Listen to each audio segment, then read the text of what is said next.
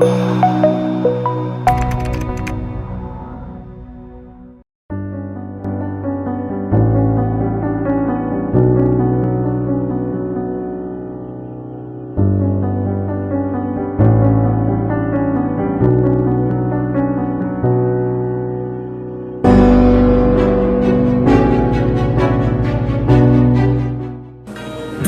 récits, nos horizons et des visites primordiales pour atteindre le développement durable. El Reino de Marruecos y España. Y eso también debe y es un motivo de celebración. Y el Reino de Marruecos haya podido... Bonjour à tout le monde, marhaba, bienvenue, welcome à ce point de rencontre entre nos amis, nos partenaires, nos clients, les agences de voyage, les autorités publiques, les gestionnaires de l'autorité portuaire. Bienvenue, il y a toutes les équipes de Balearia qui sont aussi présentes aujourd'hui, qui font que tous les jours on puisse apporter un bon service aux personnes qui nous font confiance.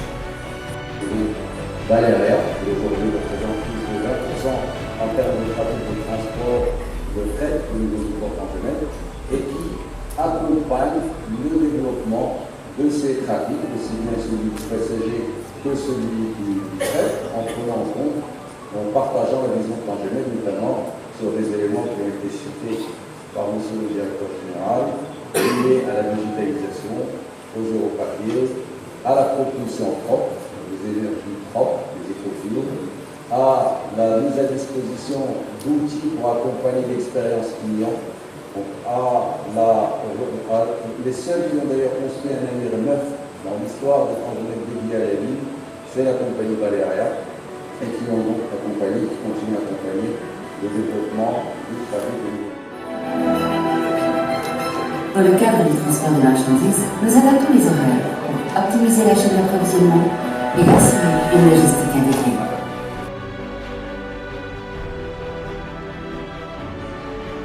D'être sur Tanger aujourd'hui. Tanger, pour nous, est le port où on a commencé nos activités en 2003, entre Tanger-Ville et Algeciras. Donc pour nous, c'est le port la ville où tout a commencé par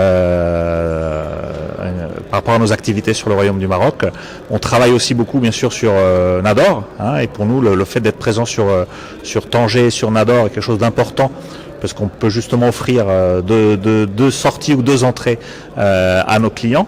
Après, c'est vrai qu'aussi nos bureaux, notre quartier général au Maroc est sur Tanger. Beaucoup de nos clients sont présents sur Tanger, et c'est pourquoi aujourd'hui on est là. Mais je suis sûr qu'on aura bientôt aussi l'occasion de remercier, de célébrer l'ouverture des frontières avec les personnes présentes sur Nador.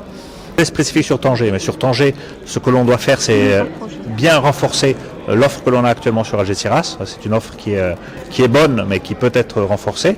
Et nous sommes aussi en train de travailler sur de nouvelles lignes qui peuvent offrir un service complémentaire au service Tanger Med Algeciras. Mais au jour d'aujourd'hui, je ne peux rien confirmer. Je peux seulement dire qu'il y a des études très avancées, et j'espère que d'ici quelques jours ou quelques semaines, on pourra préciser quels sont ces projets et avoir un calendrier d'exécution. Le prix du carburant. Le carburant est un élément très important de notre structure de coût. C'était en 2021 25% de notre structure de coût, à peu près 100 millions d'euros, pour que vous puissiez avoir une idée.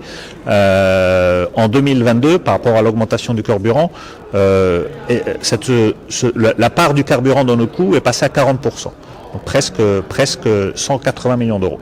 Mais c'est vrai qu'on a réussi à absorber ces coûts grâce à l'augmentation du volume d'activité. C'est-à-dire que l'augmentation du coût a été absorbée par l'augmentation de l'activité, puisqu'il y a eu plus de fret, et bien sûr il y a aussi l'ouverture des frontières qui a permis, grâce à l'opération Marhaba, d'avoir des bonnes occupations pendant l'été et de faire en sorte que l'augmentation du carburant n'ait pas eu d'impact dans notre rentabilité.